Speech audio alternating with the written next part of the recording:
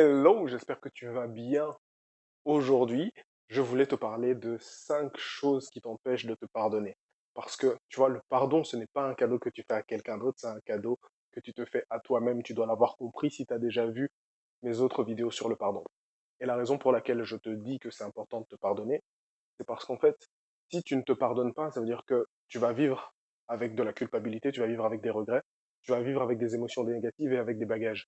Et avec ces bagages, en fait, tu vas les apporter dans tes autres relations, tu vas les apporter dans tes autres actions. Et dans ton subconscient, ça va te créer un blocage qui va t'empêcher d'avoir ton plein potentiel. Et donc, ça veut dire que dans tout ce que tu vas faire, il y aura toujours un je ne sais quoi qui va t'empêcher d'avoir plus que ce que tu veux.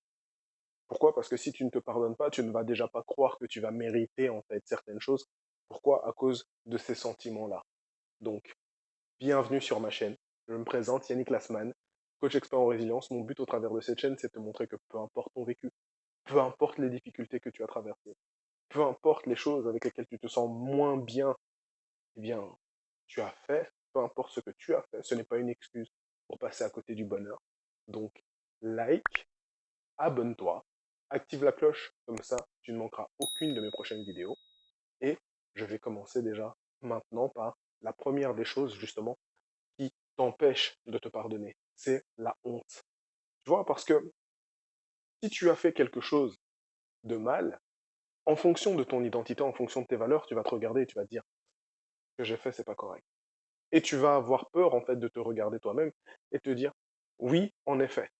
Et c'est pour ça en fait que si tu n'arrives pas à réaliser qui se cache derrière la honte. C'est juste que tu as pris conscience que tu as fait une action qui n'était pas en accord avec tes valeurs, qui n'était pas en accord avec ce que tu estimes juste et avec ton sens moral. C'est pour ça, en fait. Et donc, si tu veux te pardonner, tu dois pas avoir honte de ce que tu as fait. Enfin, tu peux avoir honte, bien sûr, parce que au moins tu vas te dire, ouais, si je refais ça, en fait, je vais revivre cette sensation.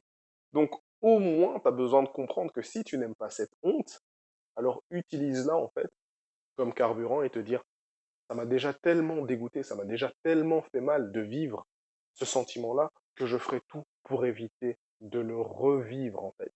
Et donc d'être de nouveau aligné avec toi-même, tu vois. Comme ça, tu sais que tu vas mettre du poids sur tes actions et que tu vas éviter de te remettre dans des situations où tu vas de nouveau avoir honte, où tu vas de nouveau vivre ce malaise, cet inconfort.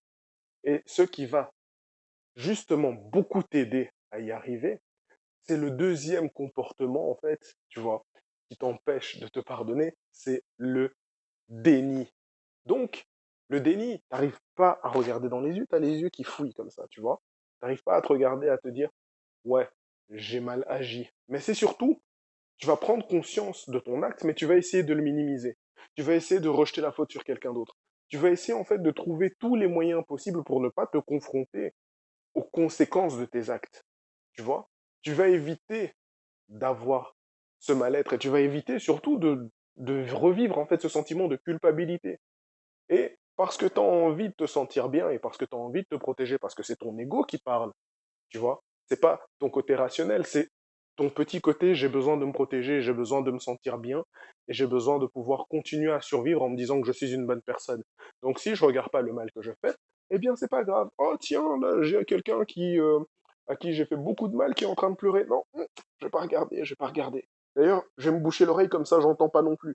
Tu vois en fait, c'est ça, c'est ça que tu vas faire. Et tu vas vivre en fait avec ce déni et tu vas pas réaliser le poids de tes actes. Ce qui fait que tu risques de recommencer. Et si tu ne réalises pas que tu peux faire de mauvaises choses, ça veut dire que tu ne fais pas le nécessaire non plus pour pouvoir réparer le mal que tu fais. Tu ne peux pas te pardonner si tu ne répares pas, si tu ne fais pas un essai, tu vois. Et justement, si tu as envie de réparer quelque chose, si tu as envie de réparer un acte qui a été néfaste, il y a aussi quelque chose sur lequel tu dois vraiment être attentif. Troisièmement, la perfection. Tu vois, la perfection, être perfectionniste, vouloir trop faire, c'est le meilleur moyen de continuer à t'en vouloir. C'est le meilleur moyen de vouloir faire plus que ce qui est nécessaire. C'est le meilleur moyen de te donner, en fait, tu vois, plus de stress, plus de choses à faire, qui ne sont même pas forcément alignés avec ce que tu as besoin de faire. Et pourquoi? Ben, parce que tu vas encore être dans la culpabilité, tu vas être encore dans le besoin de compenser. Et non, c'est pas bien. Arrête d'être dans ce perfectionnisme-là. Arrête de vouloir trop en faire parce que tu vas vivre en fait avec une culpabilité. Donc ça va te replonger dans ce sentiment que tu n'es pas assez bien, que tu ne fais pas assez bien les choses. Et tu vois, cette énergie-là, c'est pas une énergie en fait d'abondance. C'est une basse fréquence énergétique qui va faire que te descendre. Et toi, tu vas t'aligner avec ce genre de fréquence et tu vas te considérer en fait à la hauteur de tes actes si tu n'as pas compris comment tu fonctionnes réellement. Parce que tes actes sont quelque chose, ton identité c'est une autre. Et bien entendu, il y a un fort lien entre les deux. Donc c'est pas quelqu'un qui va dire oh oui, mais tu sais, ça c'était moi avant. Oui, c'est pour ça que tu peux te dissocier des actions que de la personne que tu étais avant. Tu vois? Ça veut pas dire que tu dois agir mal et te dire: «Oui, mais tu vois, j'ai mal agi, mais cette action ne définit pas qui je suis». Non, ça c'est le déni.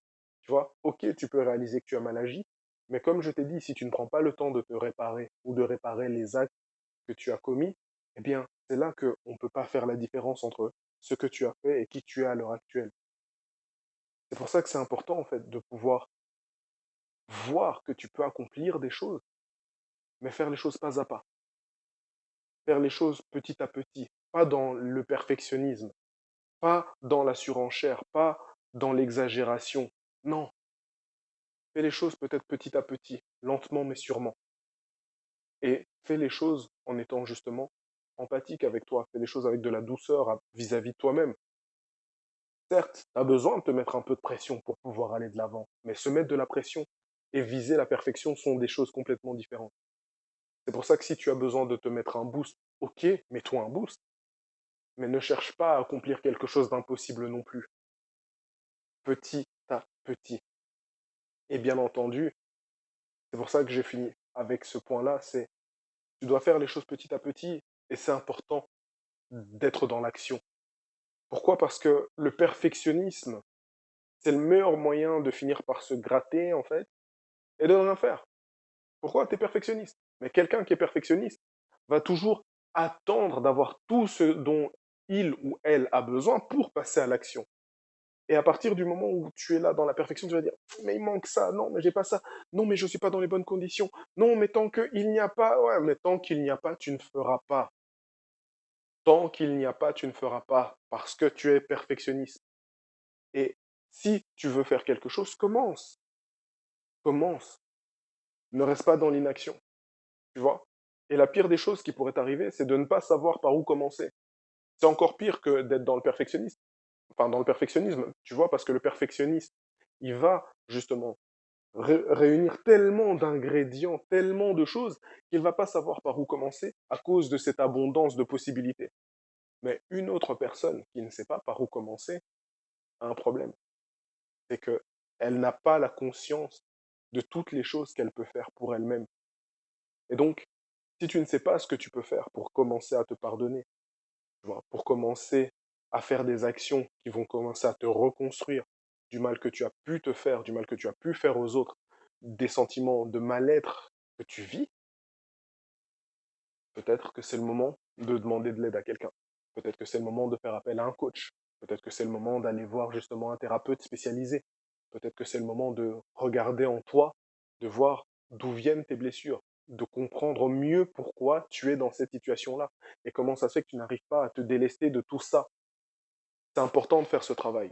Si tu as envie de faire ce travail avec moi, regarde dans la description, il y a plein de choses qui pourront t'aider, dont mon contact.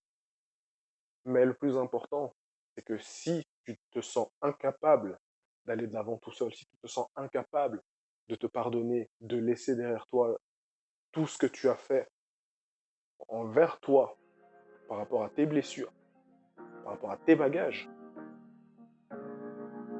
commence par peut-être demander de l'aide. Mais ton vécu n'est pas une excuse pour passer à côté de ton bonheur. C'est tout ce que j'ai à te dire. À la semaine prochaine.